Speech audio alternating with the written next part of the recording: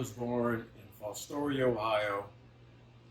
My parents, my dad was from Arcadia, Ohio, which is near Fostoria, and my mother, Rita Stone, was from Van Loo, Ohio.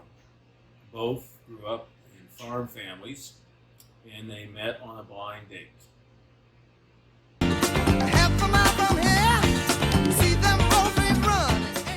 I was born in White Cross Hospital in Columbus, that now is Riverside Hospital. Back then it was called White Cross.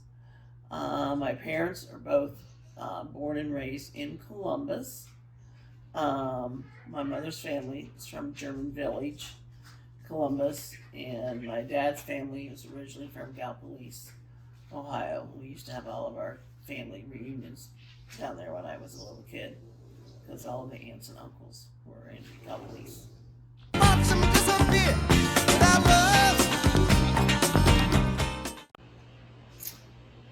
As a home, that where we grew up was a place really varied, because we moved a lot from one part of the state to another.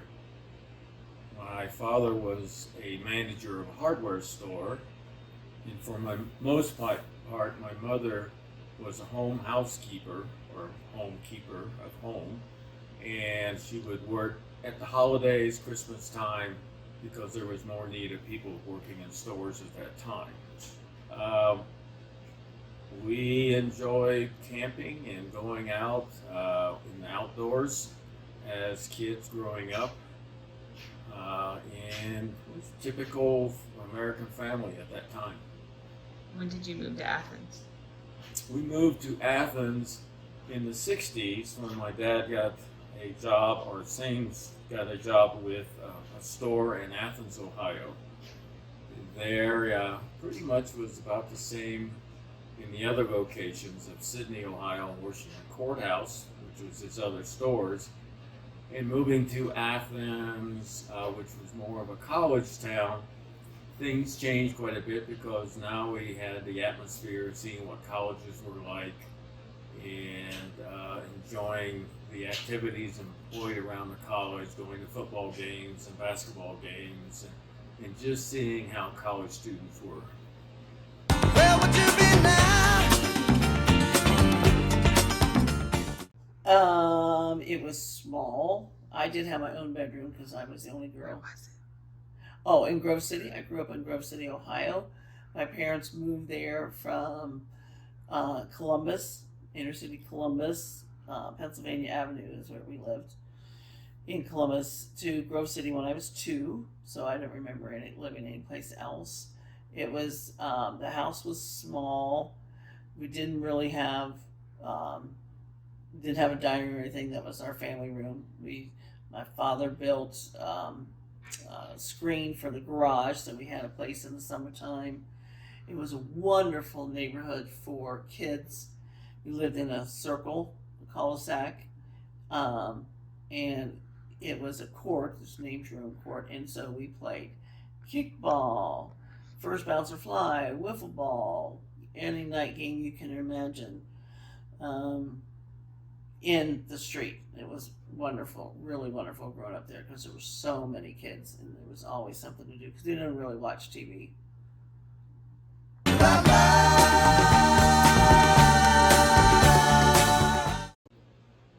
The only best friend I can remember was Pat Shea in high school.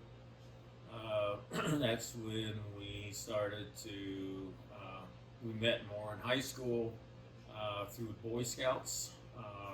Strongly involved in scouting. We served on a scout camp staff at Camp Catawba together. We also went camping with each other quite a bit, and pretty much as teenagers with cars, we just drove around town and enjoyed the college life and hassling college students. Are you still friends with him? Pat now lives in the Boston area, so I see him maybe once every 5 years at class reunions.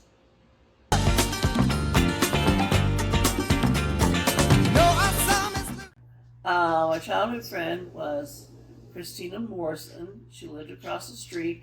I have seen her a couple times. She didn't go to college, so we really grew apart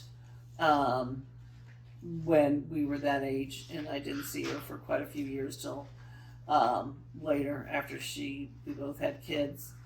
So she was my good friend who lived across the street, and we had another little girl who was 2 years younger than us, named Cindy Kinley. We hung out with her too all the time. We were just a neighborhood trio that we rode our bikes and played all summer long.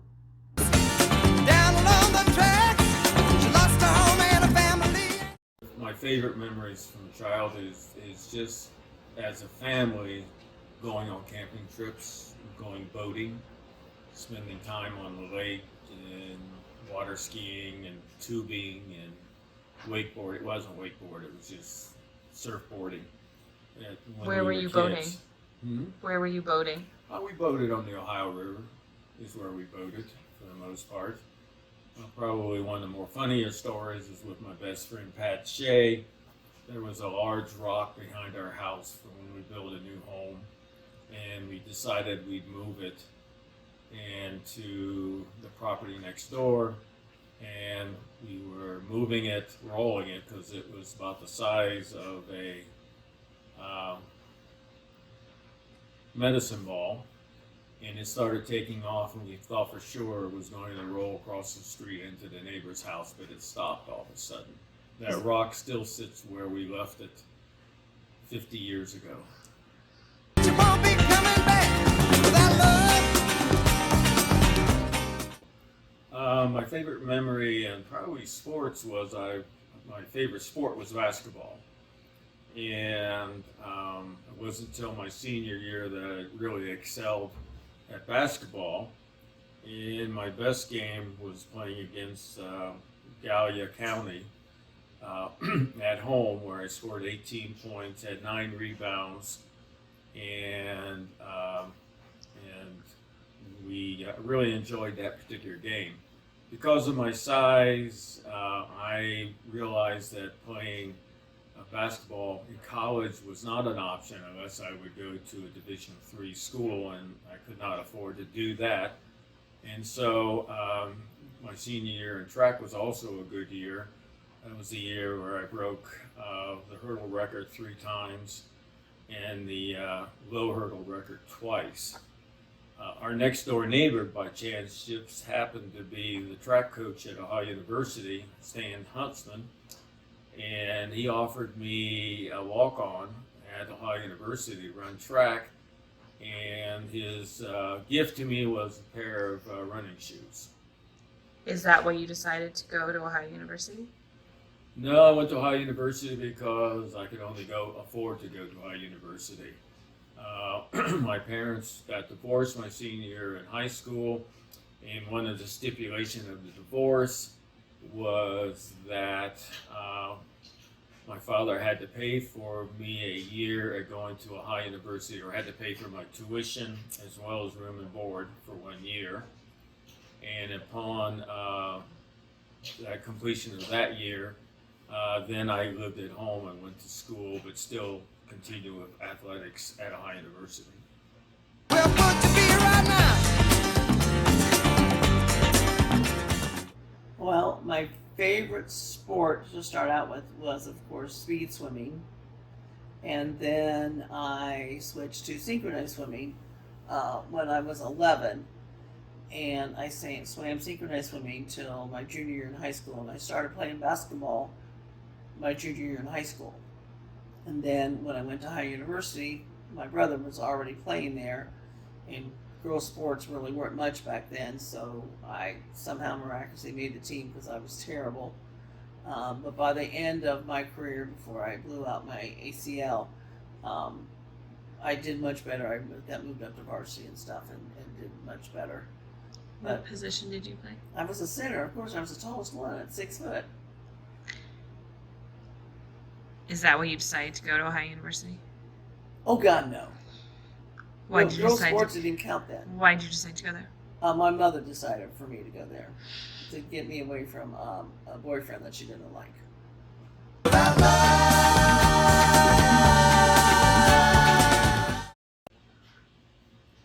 my first job I ever got paid for was mowing yards and pulling weeds and trimming grass when I was in 6th grade. Actually, before that was delivering newspapers. I had a very good route.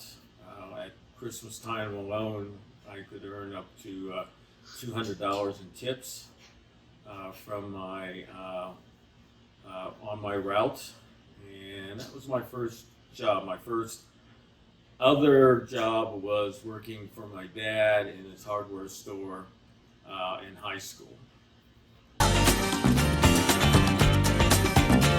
Well, Illinois is central. Well, my first jobs were babysitting at 50 cents an hour starting when I was like 13, 14. And then I went through lifeguard training and became a lifeguard at the pool where I grew up from the time I was 16 until I was 19 at $2 an hour, which was big money for me back then. But then when I was in high school, I was gym aide for our phys ed teacher, Susan Shelkin, and she's the reason why I went to phys ed, because every free period I didn't go to study hall, I went to the gym to help her do stuff, and it was wonderful. And the Southern Central Freight, keep on pushing my mug. Okay. When I was in college, I was taking various courses, and one of the courses was mechanical engineering drawings. Took the course and got an A in the course for drafting. And so I asked my counselor what other classes I could take in that area, and she told me that there was a school of architecture. And so I went and talked to the school of architecture, the director of it, who by chance happened to be also the wife of the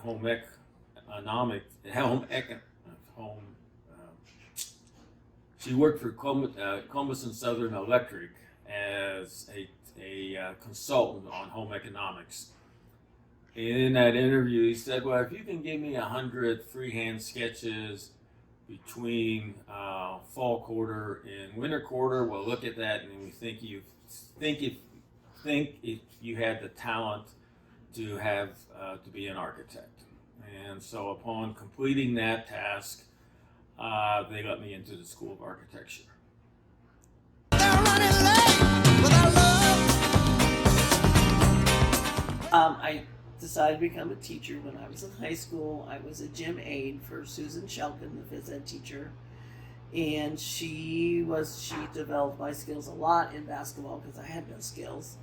And then she was such a wonderful phys ed teacher, taught so many different activities. Dance, of course, was my favorite thing to teach, different kind of folk and Jewish and line dances. And so I knew I wanted to be a physical education teacher, so I majored in phys ed when I was a freshman at OU, and really, really enjoyed it a lot. It was really a good time. And I spoke with her at my 55th class reunion, and both a good friend of mine, Gina Joseph, who also was a tremendous athlete, we spoke to her on the phone, and it was so much fun. I think she was very touched when I actually told her that she was the reason why I was a physical educator and why I got the job teaching at OU eventually. Did your brother being a teacher have anything to do with you wanting to be a teacher? No, because I did a lot of teaching already with swim lessons, things like that. So I just knew I liked kids, I wanted to teach kids. Yeah. Okay, my freshman year in college was when they started the draft. Well, they had the draft, but they started a lottery system of going into the draft because of the Vietnam War. And in that particular process, I drew the number of 53, which basically indicated that once I was out of college, I would be immediately drafted into the military. I decided, in lieu of government being in control of my life, I would take more control of my life, and I joined the National Guard at that time to avoid the potential of ending up in Vietnam, which was going on at that particular case. Upon joining the National Guard locally in Athens, I ran into a lot of my high school classmates who were also in the Guard then, and had a great time with those individuals, and was a court typist for the colonel of our company, and enjoyed that experience of working for individuals who are very gifted and talented as military individuals. So you never had to deploy anywhere? At that time, I was fortunate in the sense I was never deployed. For the most part, National Guard units were used as only disaster organizations or riot control battalions in America in that particular case. There was rioting on OU's campus, though, correct? But that was before I joined. After I joined, they did away with the draft, made it all volunteer. And so at that particular time, we were never deployed for riot control or city riot control. So I had a very good period of time where I basically just went to various activities, summer camps and monthly meetings, and was never called up for almost 6 years. It wasn't until after they did away with the draft and needed military, which was later on, that they started calling up the National Guard to be deployed to foreign action. How many years did you serve? I served for 6 years. What you been now,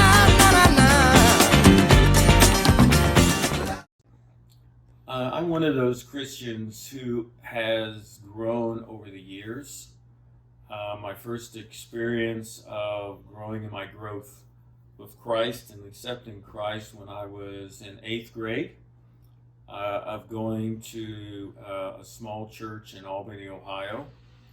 Although we went to church in Washington Courthouse, but it wasn't until we lived in a small town that I could actually walk to church on my own, to go to Sunday school on my own, or church on my own, and not rely on my parents at that point then. And that, I think, gave me the desire to change my life in a way that would be acceptable as a Christian to live.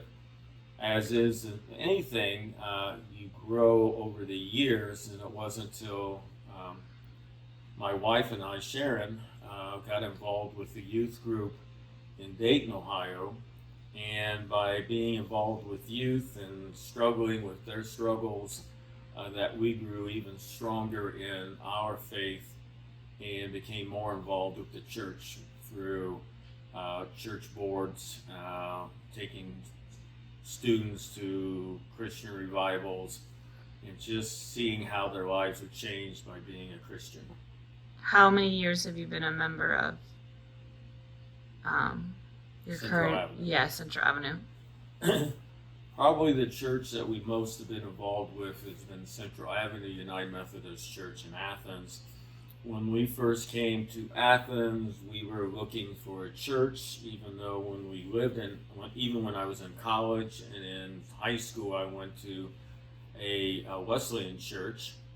Coming back to Athens, my father, who was not a devout Christian, I think he believed in a supreme being, but he didn't live his faith, although he was a man who gave his life to serving the community.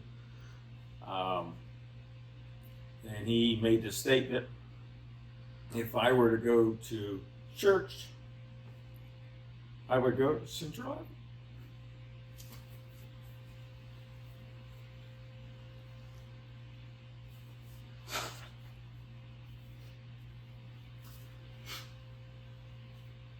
Did Grandpa ever attend Central with you at any point? Oh, he attended Central several times.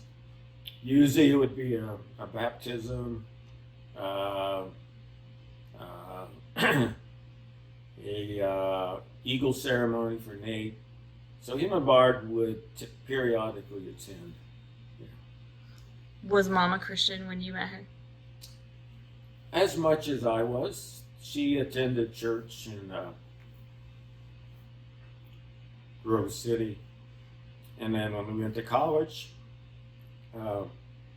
we would go to church on Sunday together, just on activities and stuff.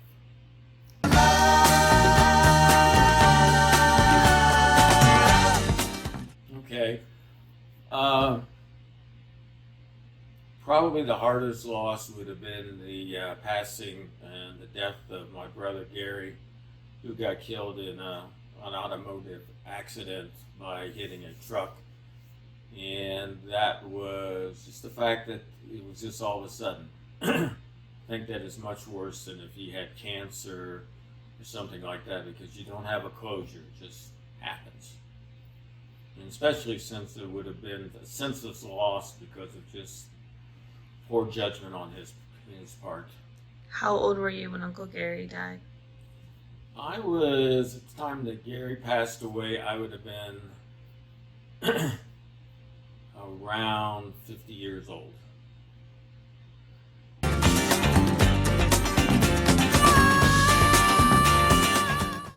Oh yeah, the hardest loss, of course, was my mom passing.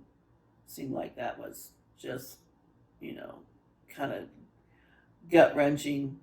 That was the beginning of bad relations with my older brother Neil, and that my brother Dave and I, he no longer wanted a relationship with us, so that part was hard.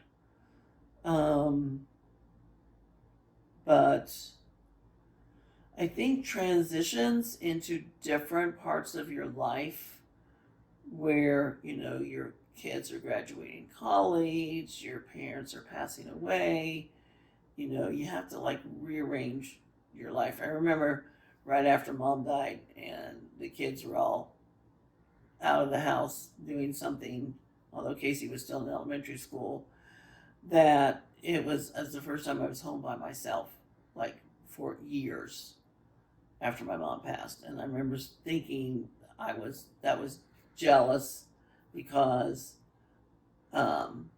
or selfish on my part, because when you have children and your mother lives with you who's handicapped, and you work full time, there's no free time. And so just to have downtime was actually nice. I remember that.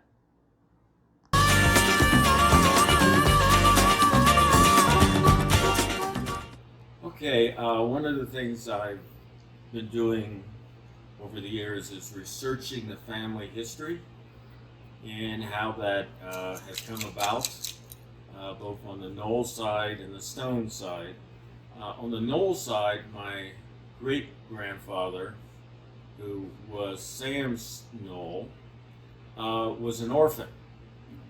And we come to find out that he was a fifer in Pennsylvania then, in that his mother gave him up for adoption because he was the first to be born. And the best we could determine was that he might have been out of wedlock. She wanted to avoid the difficulties of that. He and his father, or her and her husband, actually ended up having 8 more children after him, but he was the only one given up for adoption. He was adopted by a Noel family in Ohio, and worked on a farm, took the farm over at that time, and so that was the lineage of the Noels. My grandfather, your guy's great-grandfather, who was called Carl Noel, and that's how my nephew was called Carl. But Helen Noel was a Dick, and they are from lineage of Ireland, and they came to do farming in Ohio. On the Stone side of the family migrated from Kentucky north, and our great grandfather Sam Stone, who had again Sam Stone, was the best I could tell, an outdoorsman, a hunter. I had heard rumors that he was known for his lifestyle, that he had shot up to 8 men in his life, which is a little disturbing then, but that is part of the lineage. He, as I said, fathered Sam Stone, his son, who fell in love with Odie Marshall. And as I've researched that name, the Marshalls were a lineage, a family where it goes all the way back to the Revolutionary War. Is this the family that's from Kentucky? Yes, this is the family from Kentucky. And individuals who sat on the Supreme Court. The Marshalls in Kentucky were known for land surveying and being realtors of selling land in Kentucky to people. And she was known as probably being fairly wealthy as a family of that nature, and that when she fell in love with Sam Stone, who no doubt was, like all they say, a woman falls in love with a guy who is a little bit rowdy, and they apparently decided to move from Kentucky to Ohio. Best as I can determine, she probably borrowed money from her parents, who took up farming in the Van Loo area, Cary area of Ohio. And even though Grandpa was a rowdy individual, I discovered years later that he had what I thought was a black mole on his head, but it was really a bullet where he had been shot in the head off his horse and gave his life to Christ through that action. I had heard that he stumbled into a church and gave his life to Christ, and they decided to leave Kentucky and go The day farm. he got shot. The day he got shot, he stumbled into a church? Yes, and gave his life to Christ. That was a story I heard, whether it's 100% true, but it's a good story. This was your great-grandfather? That was my grandfather then. Sam Stone became a devout Christian for a Pentecostal church, started several Pentecostal churches. He could preach the best of any Pentecostal minister at the time. He was also a very shrewd businessman, which is, I think, part of the inheritance that I have learned over the years. He was so driven to do well that he would drive his potatoes from Ohio to Columbus, sell them at farmers market, load the truck up with coal and drive back and sell the coal to the local farmers for heating their homes. So he knew how to make money coming and going at the same time. In his older age, he owned multiple farms and was the first millionaire I'd ever met as a child then, at that time then. He and Odie, his wife, lived to their late 80s. He lived into his 90s. I had 8 children, which one of them was Rita Stone Noel then. Which is your mother? Mm-hmm. Your mother? My mother, correct.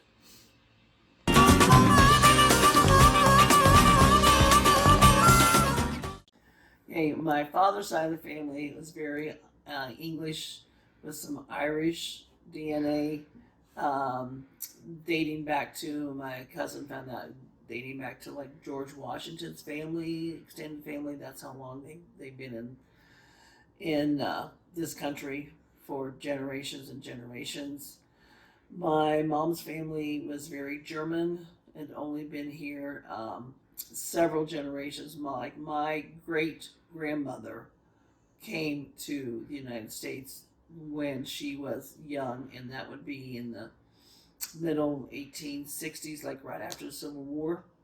And when my grandfather was growing up, they lived in what's now German Village in Columbus, and they only spoke German in their house. They did not speak English in their house. Very German, very strict kind of upbringing. My her family was very, very strict upbringing. Very different. She and my dad were like the opposites, completely different kind of people. What part of the country is your dad's side of the family from? Oh, my dad's side of the family is originally from Kentucky, but they grew up, his generation and several generations before him. His father, his grandfather, lived in Gallipolis, Ohio, and that's where my grandfather moved for job purposes at the turn of the century, moved to Columbus with his younger brother to get a job because jobs were difficult back then. What job was that? He actually worked in a company was Sucker Rod, and they made like steel rods and equipment like that, and he worked there for 40 years. Even when he retired, he worked there as a night watchman. And my dad worked there for a while when he came home from the Army from World War II, and three other brothers also worked there before they got their full-time jobs after they got married. What side of the country is your mom from? She's from Columbus. They migrated from Germany to Columbus? Yes. Or immigrated? Yes. What part of Germany are they from? I do not know the answer to that. I'd have to look it up. I do not know the answer to that.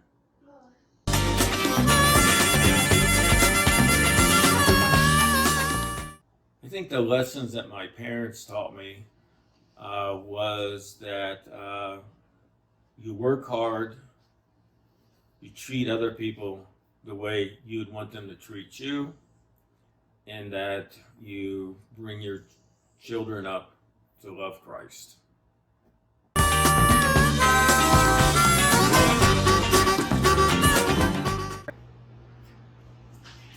Parents have taught me. My parents were very strict parents, and so I have tried to follow that same attitude, like with my own kids, and I learned from my parents to work as hard as you possibly can all the time and do the best job that you can with what you have to work with to persevere to success, to make sure that you're happy and you have worked hard and you feel accomplished.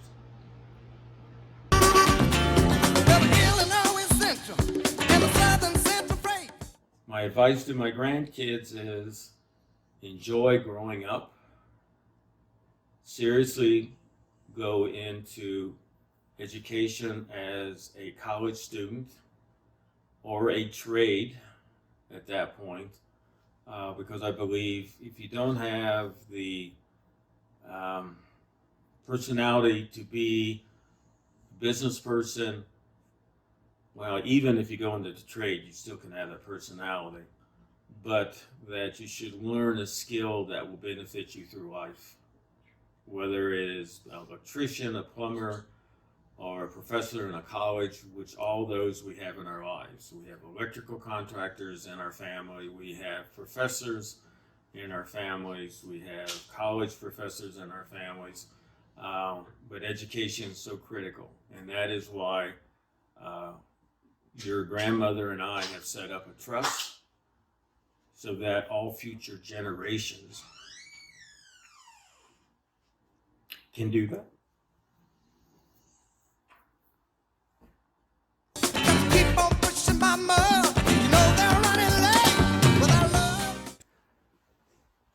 think what your mother and I have set up in the trust is our legacy, where we have set up half our wealth goes to our children, and the other half of our wealth goes to education, scholarships, and to do community service activities in Athens County.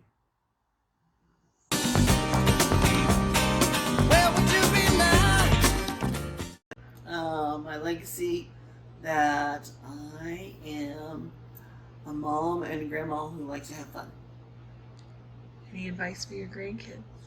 Advice for your grandkids: find something that you really like to do and pursue that, whether for a career or for leisure activities or what have it be. Make sure that you have to enjoy your job, because your job is your life, whether people think it is or not, but it is. So make sure you choose a career that you enjoy and that you love, and so you can with happiness as you go through your life.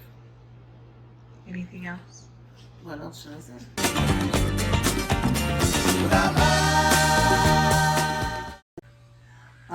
We met at Igor's Bar uptown, Athens, Ohio University, in What year was this?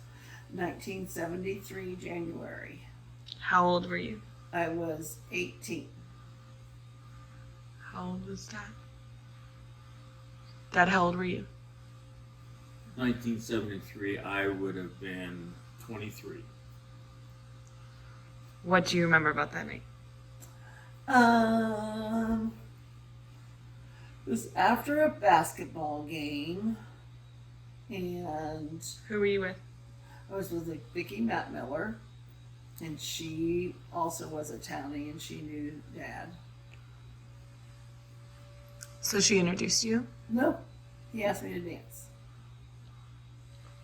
Dad, what do you remember about that night? I, as usual, had been uptown studying because I wasn't a student who was wanting to flunk out like your mother was. Then You really have to add those comments. true, and we had got done studying. It was a Saturday night. Wednesday. Wasn't it? Was it Wednesday night. Oh yeah, it was the first class of the quarter.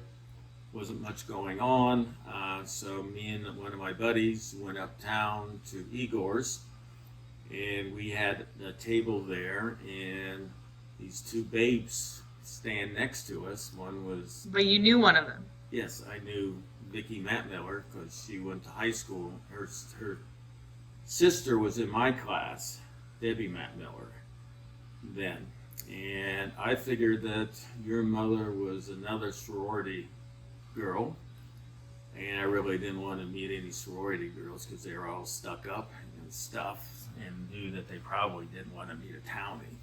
But my buddy got up and asked Vicki to dance, and your mother was standing there all by herself, and I thought, what the heck, I'll stand up and ask her to dance, and stood up and realized that she was awful tall for a girl. But I asked her to dance anyhow, and discovered that she could dance reasonable, and she did fit my Reasonable. requirements of could dance, and so we danced the night away. Do you remember what song was playing when you first danced? I'll Be Around by the Spinners was my favorite, but they probably played it that night. I don't remember. He was too short. Anything That's else? true. Compared to her, I was short. Other guys, two guys I dated before him were like 6'3", 6'4". Any other first impressions of Dad? He's Ones that very- you liked? He's very cute. And he was a good dancer? He's okay.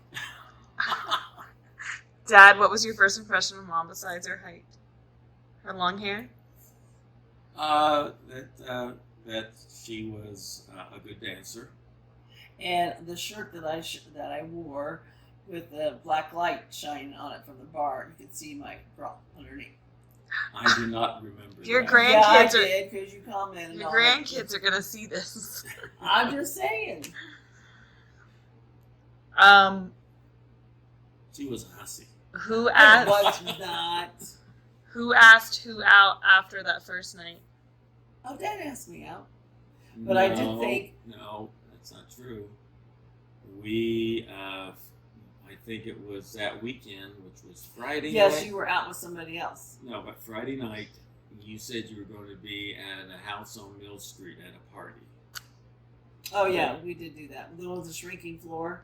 Yeah, the one. So that was before. technically your first date? No, that was.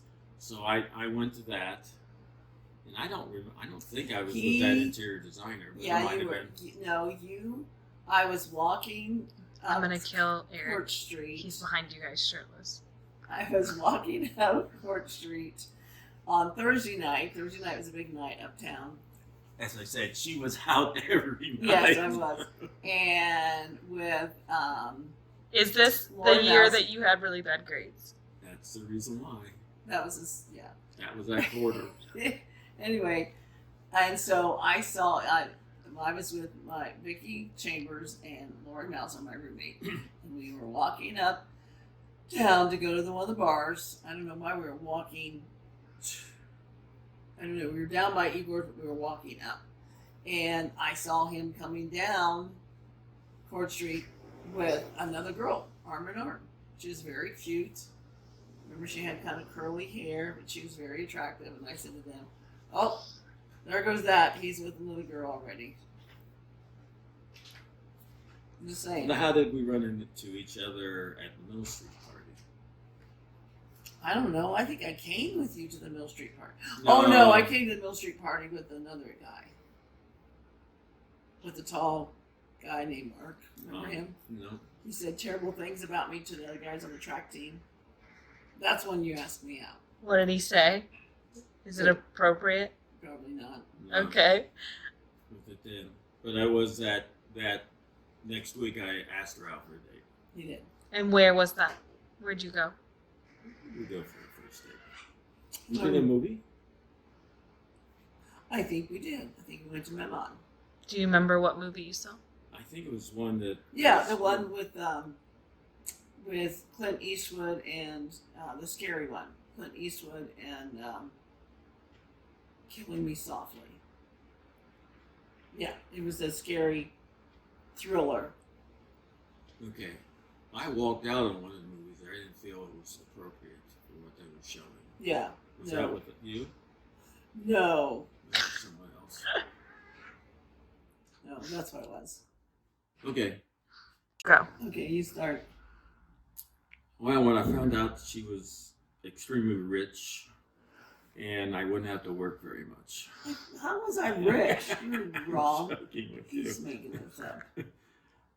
Oh, well, we just kept dating and enjoyed being with each other. I think I realized I wanted to date more was that I saw you practicing basketball in Grover Center, and the track team was working on their hurdles, and we watched each other doing what we were doing, and I think we realized we both had very much similar interests.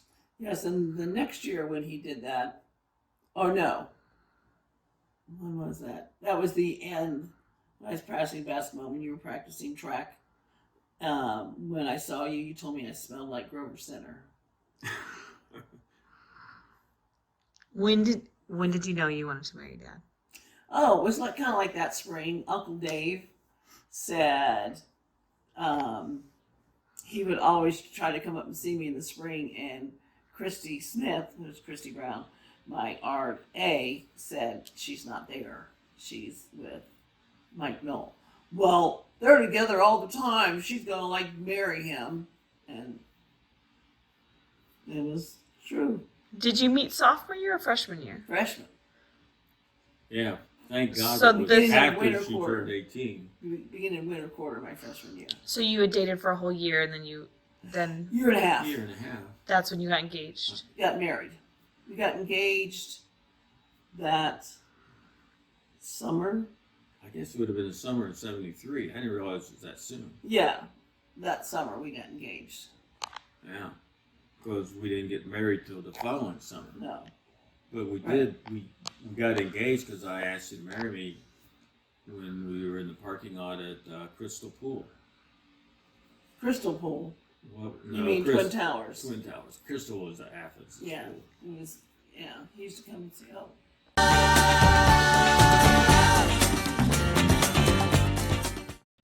How did I propose? You don't remember? I think it was when we were sitting in the Subaru. We were sitting in the Subaru. Yeah, but Yes. he didn't have any money for a ring or anything. He was a I poor. didn't have any money altogether. He was a poor college student. I was a poor Appalachian child Yeah. trying to get through college. How was I going to buy a ring? Yeah. Well, anyway, that's what he asked me. The hard part was telling my mom, my parents, because I was so young. Quit! That was the hard part. Well, pistons keep on turning, and the wheels go round and round. My maid of honor was Uncle Neil's wife at the time, Patty. Yeah. No, I thought Christy was. No, she was just in the wedding. She was just in the wedding. Yeah. Okay. Mine was one of the guys on a track team by the name of Levi Gauze. Levi grew up in Chillicothe, and we met in high school, and got to know him really well in college, and I asked him to be my best man. Are you still friends with Levi? Oh, yeah. Good friends. We're going to Yeah. see him at homecoming. We know the answer to, are you still friends with Uncle Neil's ex-wife? No, because they're not together either, but no. You don't even know where she is, do you? She's in Seattle. Neil told me that Oh, okay. a couple years ago. Steel rails like cold and hard, and the mountain they go down without love. I don't think we did that. Yeah, we did. We did the first dance. We did? Because Yeah. our reception We was would've just, been, our parents had no money. It was in the basement of the church. The reception. The big party was back at my parents' It house wasn't in the afterwards. basement of the church. It was next Oh, door. it was in, What's the name of the place? yeah, Thomas's. Thomas's Yeah. Dance Hall. Well, In Yeah. Grove so- City? There. Yeah, it was right next to the church. Daryl Thomas's parents had this huge house because they were like they lived in Grove City like for generations. And Opal was his mother's name, and she did receptions in the basement of their church. It was really cool. And The what was... reception wasn't in the basement there. It was in the back room or the back banquet area of that house. Right? No, it was. Yes, it was. It was very nice. It was very It nice. was a area. nice area. And then Yeah. after the reception, were you taking this? Yes. We went to My house, my parents' my house. parents' house. A and big they party. had a big party back there.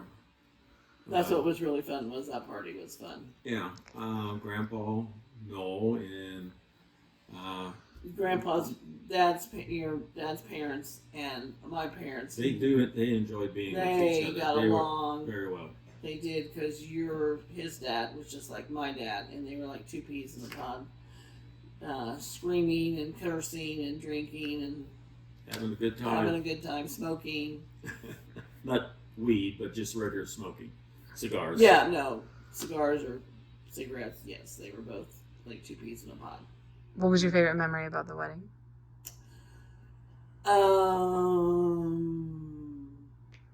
Favorite wedding.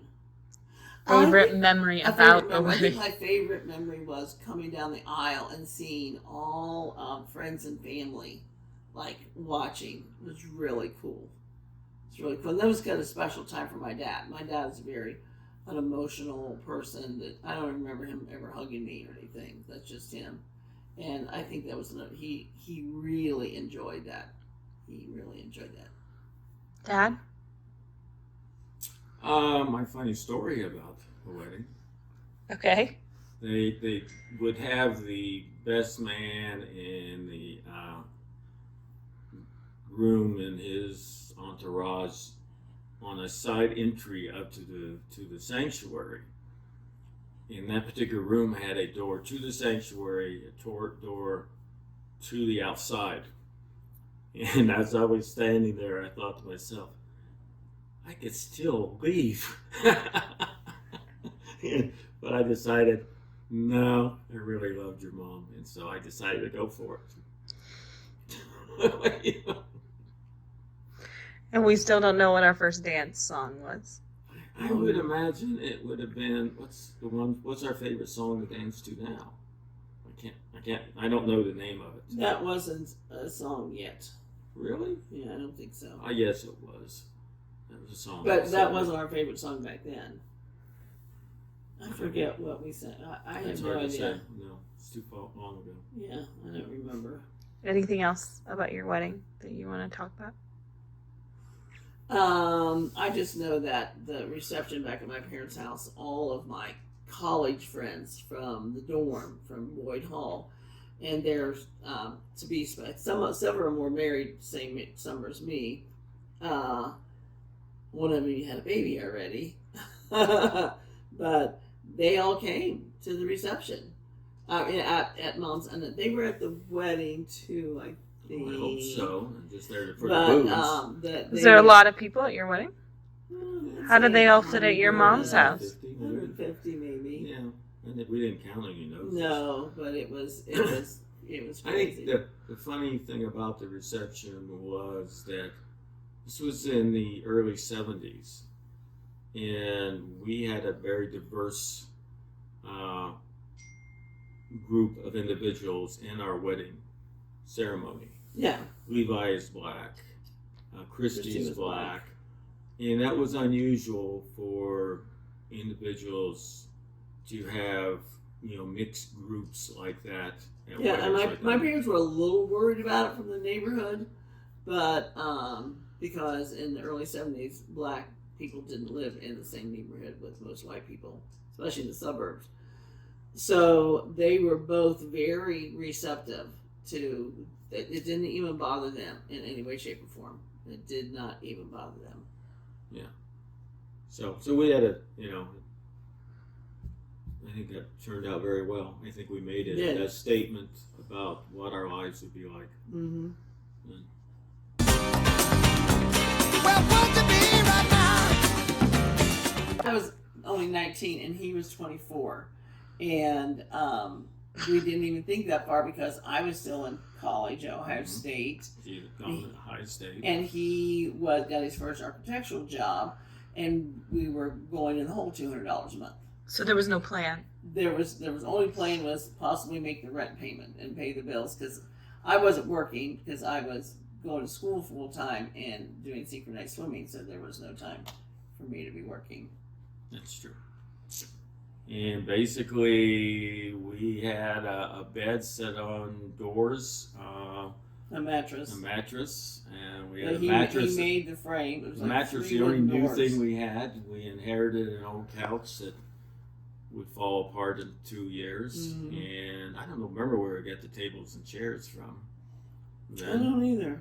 we had cement blocks for bookcases to put our books on, and maybe we had a dresser drawer. Yours from your Yeah, home. yeah. Yeah. So the reality of our concern was not 50 years, maybe 30 days at that particular time. Yeah, Yeah. it was and the economy was in recession. Yes. So he was very lucky to get a job. He really was. And it only lasted a year because of that. Yeah, because it was a recession. That's when he got his job in Dayton. How long were you together before you had Nate? 7 years. That's a long time. Was he planned? Yeah, well, yeah. Were all the kids planned? No, No. I mean, I didn't really plan on getting pregnant any of the 3 times. It just kind of happened. I went off birth control, so. So yeah, you're off birth control. Sooner or later you're gonna get I pregnant. know, it was like nowadays you hear people are working on it. I mean, our generation, there was like no planning. You just, But you wanted to have children. oh yeah, Yeah, I mean we had a nice home in Inglewood. we did. We had a duplex in Dayton, and I had a nice job at that And time. we had a 4-bedroom in the ghetto. And I had just got licensed as an architect, so our stability of our income was there because I was a licensed architect at that time. And we said, yeah, if we're going to have kids, now it's time to get started. At that particular case, we had 2 pieces of property. We kind of waited till I got a full-time teaching job. When I got my full-time teaching job at Northmont Schools, Inglewood Elementary, and then I was pregnant by. I had the second year I taught school. He was born in November, so I got pregnant like in when would that be? January? Do you remember where you were when you found out you were pregnant? At the doctor's office.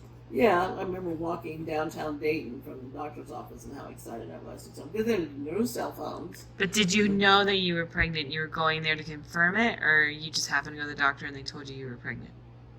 No, I was going there because I knew I missed my periods and I felt like crap. And you told Dad, I think I'm pregnant. I think so. I think we talked about it. He wasn't with you. He was working. What did you say when she told you that she was I pregnant don't even remember that part. for the first time? He was very excited. Yeah. Very excited to make sure I was very glad we had a boy first because he's like your husband. But you, at that time, you didn't find out the sex ahead of time. No, there was no finding out. Everything, all the clothing, everything you got was yellow and green.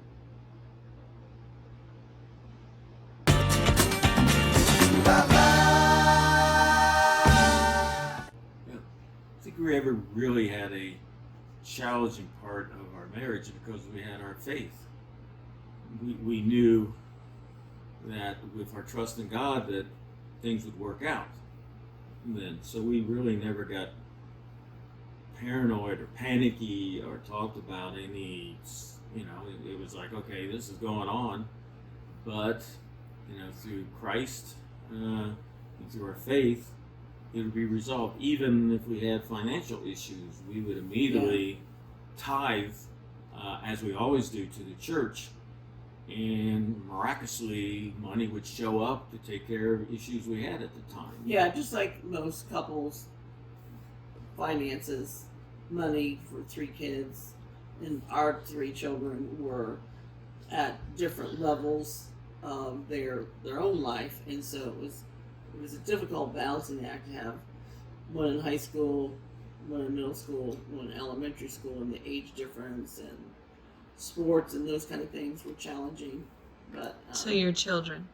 huh? Your children have been the most challenging part of your No, marriage. actually- It added excitement to what we were doing. I mean, Oh no, we we loved would, it. we were, one season we went to 32 track meets. Yeah.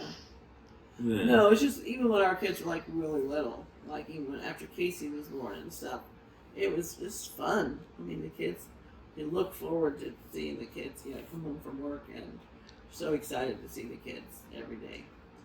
Yeah. Yeah, we were. It was fun. Where would you be now? Most joyful other than kids and grandkids. I think one of the exciting times we had was when we were able to travel to England and just to get away and be at one of the most exciting sporting when we went to the events. Olympics in When we 2012. went to the Olympics, that was pretty cool to do that and just to do it on the spur of a moment and be able to pull it off and be able to pay for it. and Yeah, everything. that was a real highlight doing that. And then, But also like vacations now as a retired are really fun. When we go to Florida or wherever we go, it's fun. When you have kids and you're on vacation, that's not always very much fun. It's just hard.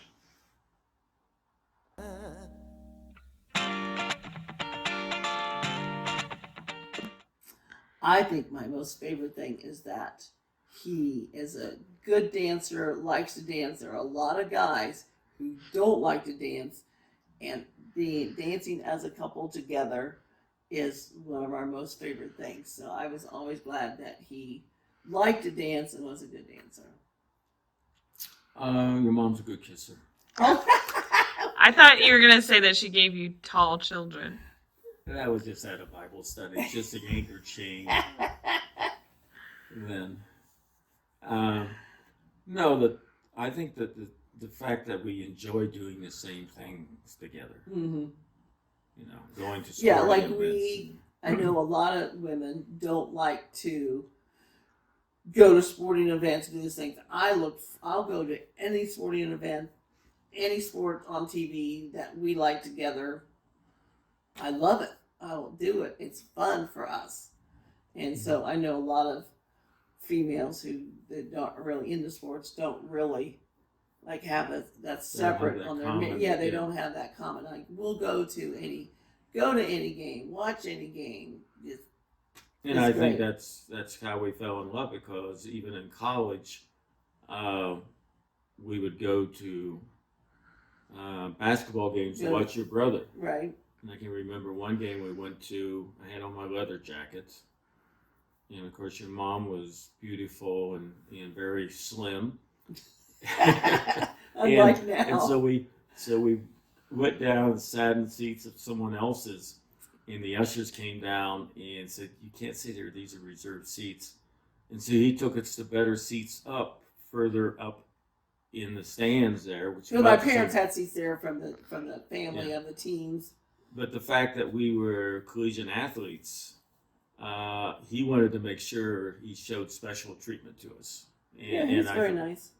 And so, well, it was enough that I remember this as It was unusual for college unusual. students. Usually Yeah. people don't treat Definitely college then. students So- like that. So we, enjoy doing things like that. So that's how we knew we were made for each other. Got to get it, baby, baby, want to prove it. Let me go first. or you? Sure.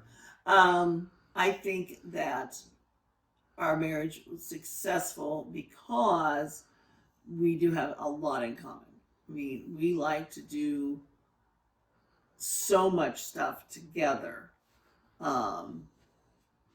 And same faith, same likes and dislikes as far as any kind of activities or you name it, we do it together because that's just because we like those things. It's not just sports; it's other things that we like to do together. So, don't you think? Yeah, well, yeah, and I think coupled with that is our faith. I said that. You didn't say it. You sound like sports was our faith. No, well, kind of.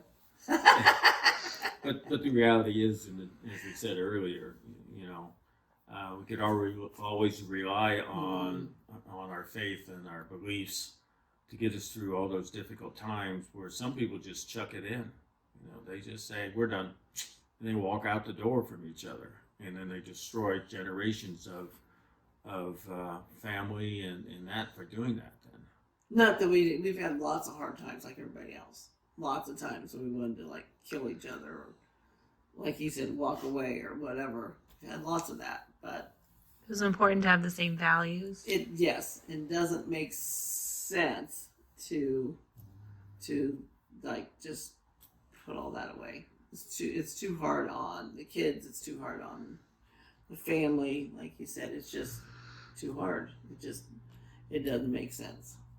Doesn't make sense. And your advice for your children and your grandchildren on being married for 50 years?